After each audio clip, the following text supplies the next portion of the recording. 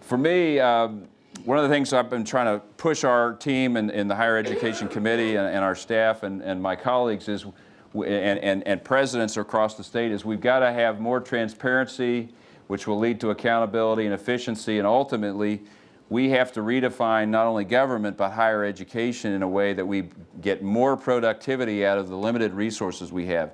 And ultimately, when you think about that, the highest costs in the business model of higher education are in human capital or in payroll. And so we have to either reduce that or get more value out of administration, staff, and faculty. And that's just a hard fact of life.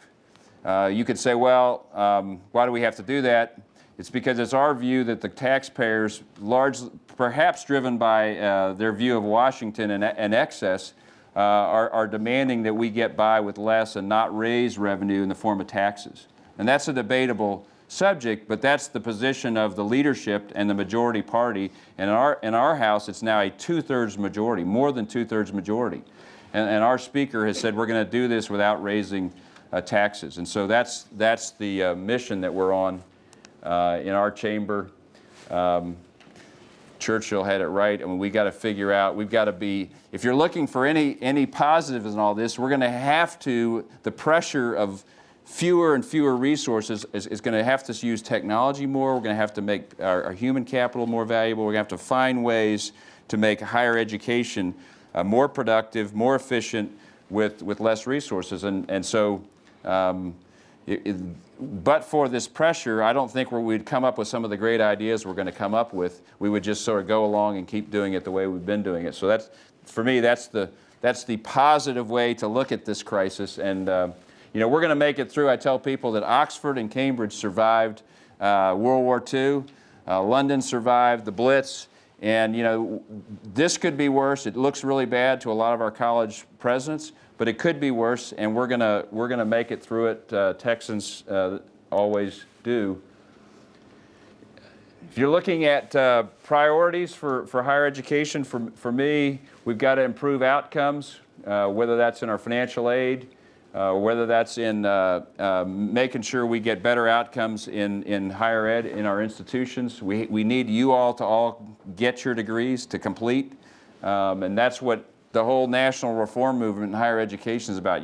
We've got to get more credentials and make sure our adult population, 25 and older, has either an AA degree, a bachelor's degree, or a certificated program that we can say we have a skilled workforce and we want capital to flow into our country and into our state. And if we don't have that, I think it's going to move away from us. So this is really important stuff. We've got to have students be more efficient. We've got to move people along, not use up financial aid in too many victory laps. We've got to increase efficiency. We've got to make sure we do things off campus. We've got to have online opportunities, internships, use our buildings and capacity better. We've got to have more value out of the faculty, and we've got to, and staff and administration, and we've got to, the legislature needs to do a better job of reducing mandates and burdens and reports that you all have to spend money on preparing for us, and if we don't need them, we ought to get rid of them.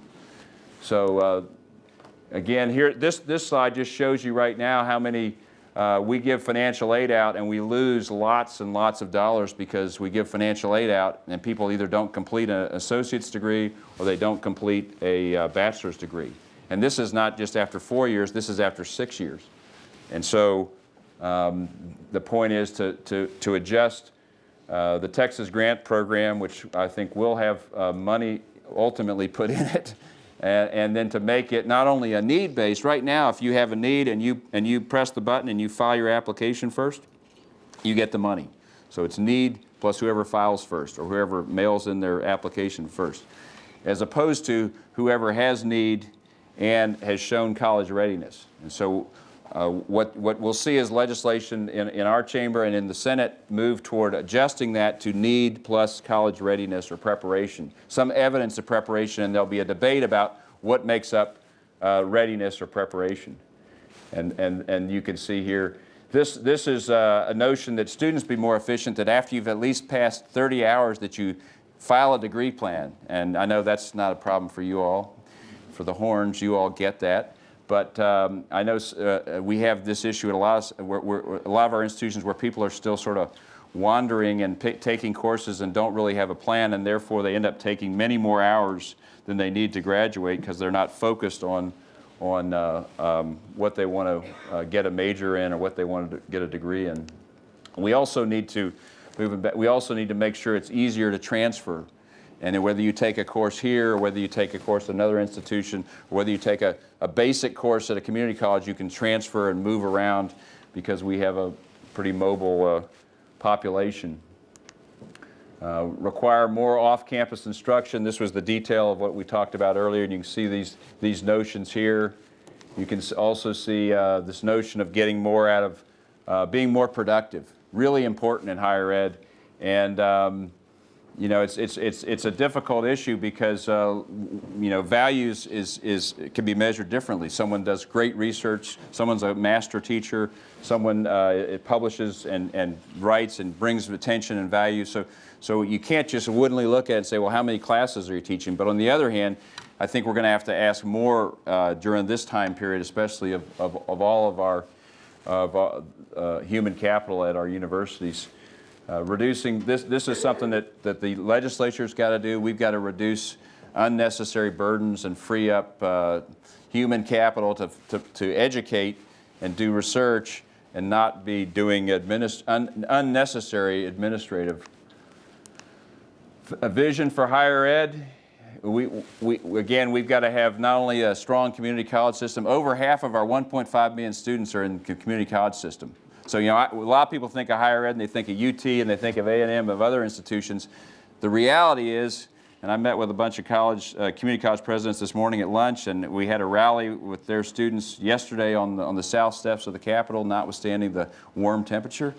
And so community colleges have I told them you're the muscle of higher ed in the sense that the majority of people in higher education are in our community colleges. So we got to make sure we have a balanced system.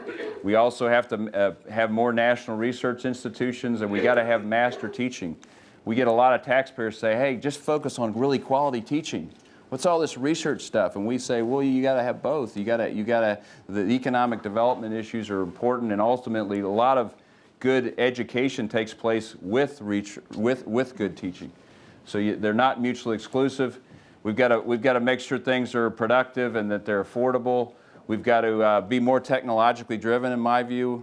Your generation demands more interactive, more nimble content, and we've got to deliver that to be relevant to you all.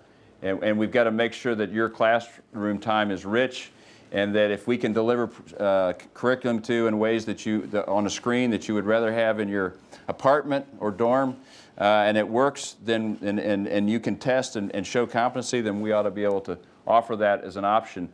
Ultimately, our strategy of having more enrollments, more graduations, more excellent institutions, and more research. We're doing very well in this area. We're doing pretty good and better than expected in this area, and we need work on having more excellent institutions like UT, and we need to have more research capacity. We're losing research dollars to other states like California and New York. And finally, we have to have, and I think whether it's A&M or the University of Texas, you all probably have an opinion on that.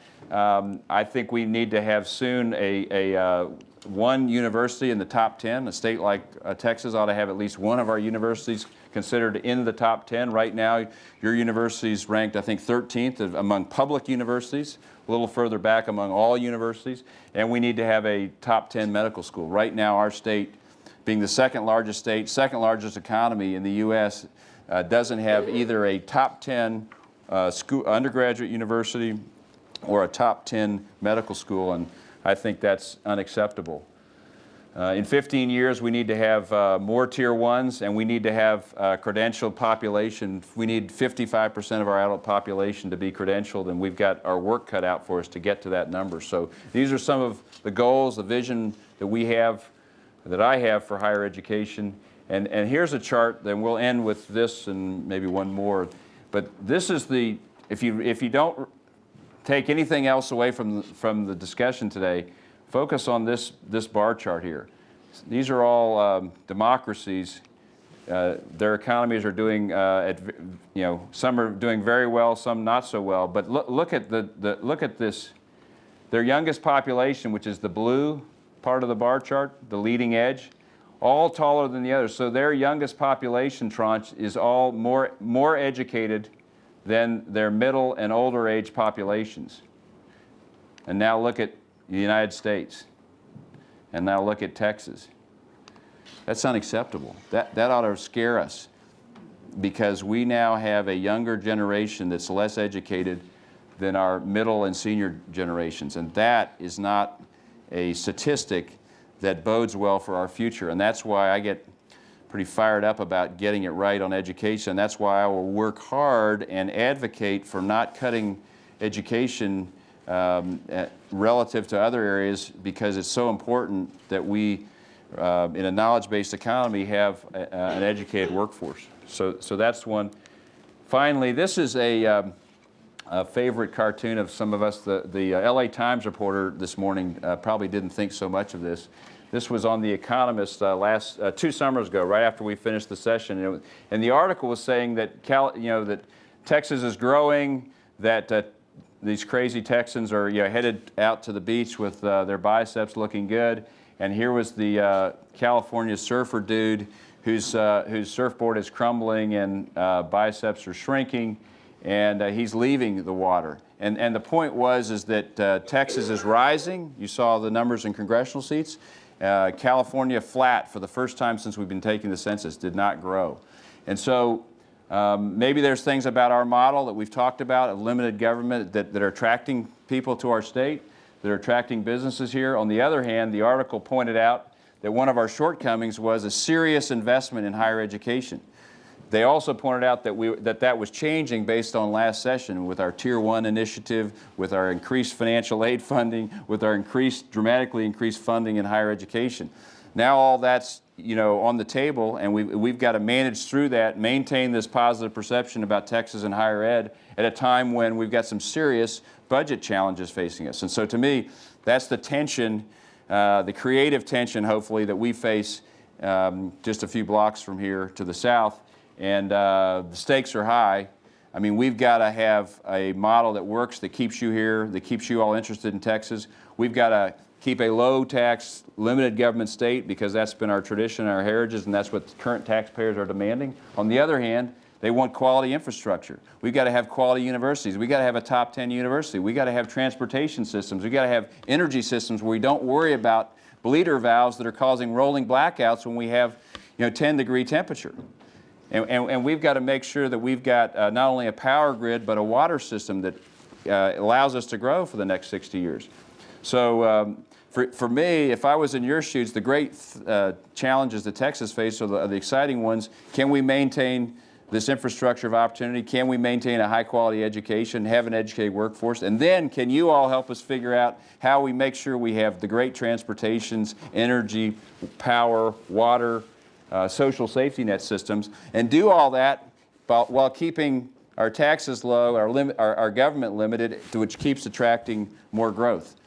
Sound simple? Anyway, the lecture is yours, and we'll open it up to Q&A.